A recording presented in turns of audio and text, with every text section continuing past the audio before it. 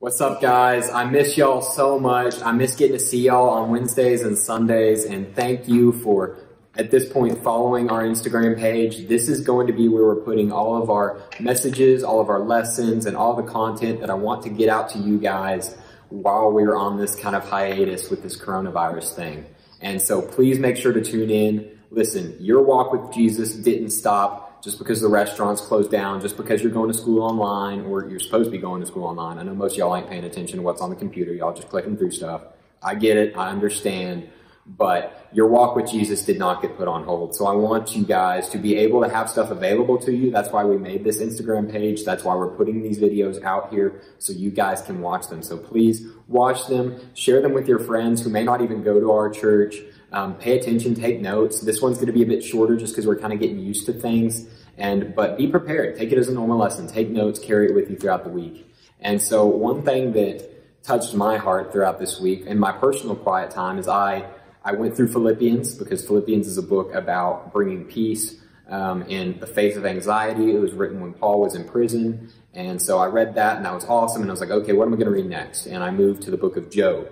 And so I've been reading the book of Job. And the book of Job, most of you have heard that story, talks about this man Job who's put through these trials. His faith is tested, basically. Satan comes up to God and is like, hey, listen. And it's actually on a bigger scale than it talks, but it's like, hey, listen, your dude Job, really any of your followers, they only love you because you bless them. If you take away all that blessing, it'll show that this whole relationship between you and man is just a sham, right? So listen, let me take it away and let me prove to you, God. And God, being all-knowing, he's like, sure, Satan, go ahead.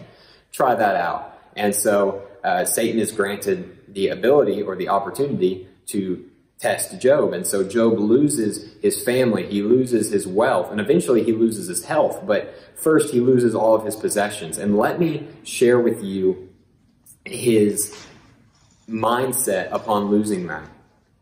And so the last servant came and told him that basically all of his children had died, right? And that's a huge loss. Think about how sad your parents would be if somebody came up and just said, hey, yeah, so-and-so died. That would be terrible, right? And so you see Job's response. He says, and this is in Job chapter 1, verse 20, he says, then Job arose and tore his robe and shaved his head, and he fell to the ground and worshiped, right? He didn't curse God. He didn't yell at God. He didn't get mad.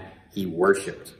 He said, naked I come from my mother's womb, and naked I shall return there. The Lord gave and the Lord has taken away. Blessed be the name of the Lord.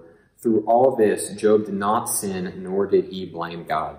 So Job just had a lot more taken away from him than I promise you most of you have had taken away from you in the past few days, right? He lost family members. He lost eventually his own health, right? And he didn't get mad at God. He didn't blame God. He didn't ask God, why are you here? He said, God, I realize that you are the one who gave me all of those things. And I know that without those things, I still have you, right? And Job knew where his hope came from. He knew that his hope wasn't in anything here on earth. He knew that his hope was in heaven, right? He knew that his hope was getting to spend eternity with God. And granted, this is before Jesus, and this is in the very early days before even Abraham, or at least at the same time of Abraham. But Job still had the faith of God. He had faith in God, right? He didn't have a Bible to read, right? This was long before Moses wrote anything, right? But he knew who God was, and he walked with God faithfully.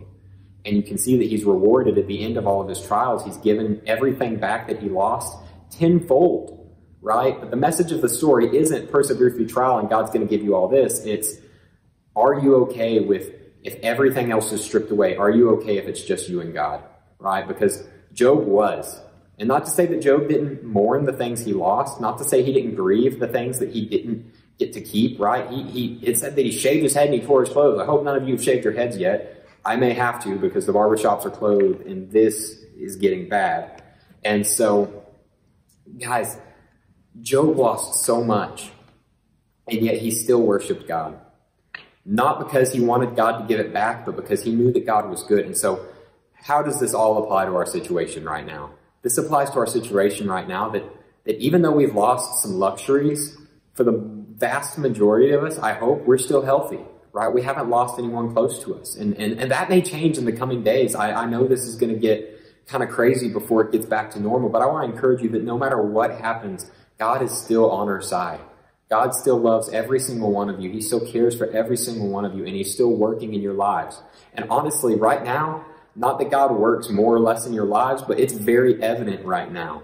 This is the time when everything else is stripped away, right? You don't have to go to school 8 to 5 every single day. None of y'all are too busy anymore. Those excuses y'all give me to read your Bibles, that's not flying. Be glad that the Lord's promise to us is not here on this earth. It can't be taken away. It's that we're going to get to spend eternity in heaven with him, right? And so hold on to that today. Hold on to that this week. And as we go into these next weeks of uncertainty, reach out to your friends at school who you know aren't saved. Text them, FaceTime them, Zoom meeting, whatever you got to do. Reach out to them and share the love of Christ like we teach you guys.